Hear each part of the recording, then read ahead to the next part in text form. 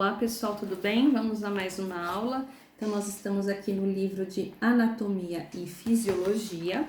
Nós vamos iniciar hoje mais um sistema, o sistema circulatório, no capítulo 7, página 38. Quando nós falamos em sistema circulatório, a primeira coisa que a gente pensa é no sangue. E o sangue ele passa pelas veias e passa pelas artérias do nosso corpo. Quando um sangue passa na veia, a gente chama de sangue venoso. Quando um sangue passa pelas artérias, a gente chama de sangue arterial, certo? Além disso, nós temos também um fluido que passa no nosso corpo pelo sistema linfático. É a linfa. A linfa, então, ela contém plasma na sua composição, os glóbulos brancos, glicose e também o oxigênio. A linfa ajuda bastante, o sistema linfático ajuda bastante no sistema de defesa, sistema imunológico do nosso corpo. Já ouviram falar das ínguas? Pois é, ela incha e aparece quando tem alguma infecção, alguma inflamação, quando o nosso corpo está sendo atacado por um micro-organismo. E aí, ela entra em ação também para ajudar a nos defender. A gente vai ver um pouquinho mais sobre o sistema linfático na nossa aula em mais detalhes. Mas quais são as funções do sistema circulatório? É o transporte de gases respiratórios, O2 e CO2, transporte de nutrientes. Sim, os nutrientes são transportados através do sistema circulatório, distribuídos para todo o nosso corpo. Transporte de excretas. O que é excretas? Aquilo que não serve mais para as células é eliminado. Então, isso é a excreta, que é feita essa excreção, então, do seu transporte também pelo sistema circulatório. Transporte de hormônios. Nós temos muitos hormônios. A gente vai ver isso mais para frente em outro sistema. E também o transporte de células de proteção do organismo. Sim, as células de defesa do sistema imunológico são transportadas através do sistema circulatório no nosso corpo. Quais são essas células de defesa? Vamos conhecer algumas? Os linfócitos, que são os glóbulos brancos. Os basófilos são células de defesa que elas aumentam a sua quantidade quando tem algum tipo de alergia no nosso corpo ou alguma inflamação.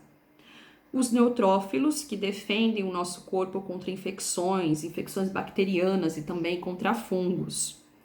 E os monócitos, que são células de defesa que elas reconhecem e eliminam o corpo estranho que está presente ali naquele momento. Bactérias, vírus, algumas células mortas, que são células com alterações, às vezes genéticas, são eliminadas aí pelos monócitos.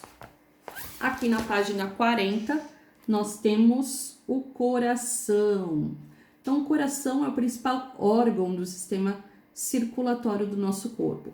Nós temos aqui na parte de cima dele, superior, dois átrios, o átrio direito e o átrio esquerdo. Na parte inferior, nós temos dois ventrículos, o ventrículo direito e o ventrículo esquerdo.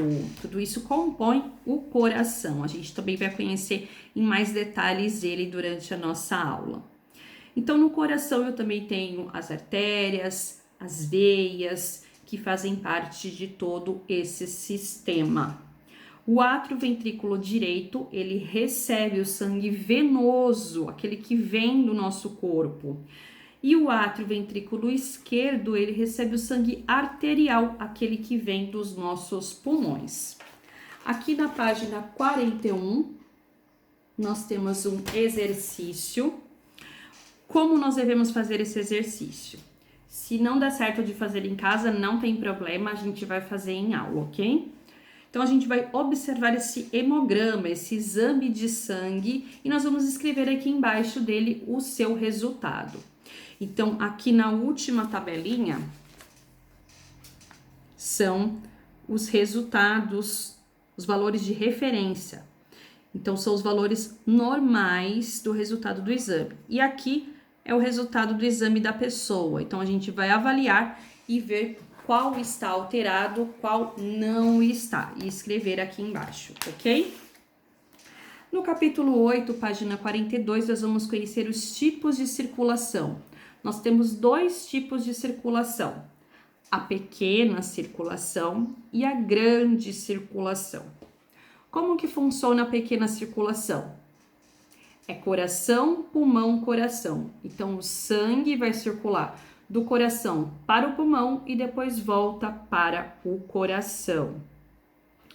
Vou explicar para vocês o caminho certinho em aula. E a grande circulação, coração, corpo, coração. O sangue passa do coração, vai por todo o nosso corpo e volta para o coração. Assim como está neste esquema aqui do nosso livro, onde a gente vai conhecer os detalhes durante a nossa aula. Mas, como eu digo para vocês, nem tudo são flores. Nós temos as doenças do sistema circulatório também. Quais são essas doenças? Então, nós temos a hipertensão arterial, que é a pressão, né? Quando a pressão altera, a pressão arterial. Quando o nosso coração bate, ele se contrai e bombeia o sangue pelas artérias e vai enviar para todo o nosso corpo. Essa força, essa pressão que é realizada nas artérias nesse momento, a gente chama de pressão sistólica. Gravem bem isso, para a gente aferir pressão, não é tirar pressão, a gente não tira a pressão de ninguém, nós aferimos. Então, a aferição de pressão, a gente precisa saber o que é pressão sistólica.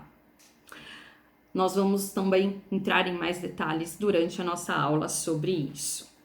Mas a hipertensão, quando ela não está bem controlada, quando a nossa pressão arterial não está bem controlada, pode causar outras doenças, como o AVE, que é acidente vascular encefálico, um infarto e uma doença renal crônica também. Arteriosclerose também é uma doença do sistema circulatório, que acontece o aumento da pressão dos vasos sanguíneos, que pode lesionar aí a parede das artérias. Arteriosclerose. Lembrem-se, é diferente. Arteriosclerose de arteriosclerose. A arteriosclerose é o aumento de colesterol nas paredes das artérias. Isso pode causar aneurisma e AVE também. Mas o que é aneurisma? É uma dilatação do sistema de circulação sanguíneo.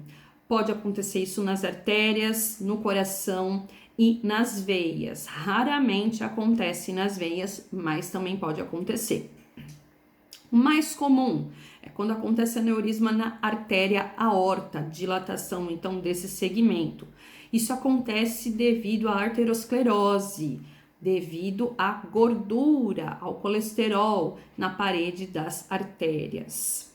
E aí o que acontece? O aneurisma pode se romper e causar aí uma hemorragia, que pode até levar essa pessoa à morte. E o AVC? AVC é acidente vascular cerebral, AVE é acidente vascular encefálico. O AVC ele pode ser isquêmico ou hemorrágico. O isquêmico é um entupimento da artéria cerebral por gorduras ou por algum trombo. O hemorrágico é a ruptura dessa artéria e aí é provocada pela hipertensão arterial. Pode levar a pessoa à morte ou sequelas para o resto da vida. Por quê? Porque causa uma necrose na parte onde foi atingida. E essa parte, então, acaba falecendo, não tem mais função. Então, é verdade, professora, que quando acontece de um lado do corpo, quando acontece de um lado do cérebro, é do outro lado oposto que vai paralisar? Sim, então se acontecer do meu lado direito, paralisa o lado esquerdo. Se acontecer do lado esquerdo, paralisa o lado direito, ok? É assim que o nosso cérebro funciona. E as varizes? As varizes que tanto incomodam as mulheres, né? Mas homens também. Elas são dilatações e alongamentos das veias nos membros inferiores. Hemorroida também é varizes. Pode acontecer também varizes no esôfago. E elas podem causar complicações, úlceras, coágulos, trombose. E aí pode levar à embolia pulmonar, à morte do membro também. A gente vai ver um pouquinho mais detalhes como funciona, como que aparece, que surge as varizes em nossa aula. Na página 46, nós temos mais um exercício.